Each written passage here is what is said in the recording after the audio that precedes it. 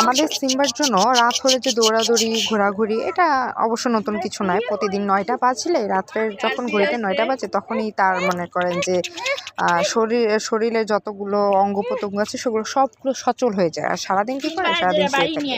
এটা তার নিত্য দিনের কাজ। তো এখানে আমার ছোট বোন ও হচ্ছে ওর সাথে একটু ফাজলামি করছে, ও একটু বই খাচ্ছিল। তো দেখেন সুসার লেভেলটা কতটুকু। ও হচ্ছে খাবে না, তারপরও হচ্ছে গন্ধটা শুকবে। তো এটা কেমন আচরণ আমি জানি না, কার কার বিড়ালদের এরকম স্বভাব আছে। তো সিম্বা এখন বারবার দেখতেছিল যে কি খাচ্ছে। তো তারপর ওর মতো হচ্ছে আর কি একটু খেলাধুলা করছে, ও দৌড়াদৌড়ি করতে চাচ্ছে। কিন্তু রাত দেখে আব্বু আর কি বকাবক করতেছে। আমরা আর কি একটু উঠেছিলাম, ছাদে একটা সমস্যা ছিল, সবাই মিলে আর কি ছাদে ওঠা হয়েছিল রাত্রে। তো তারপরে দেখুন ওরা এমনি আর কি খেলাধুলা করছে ওদের মতো।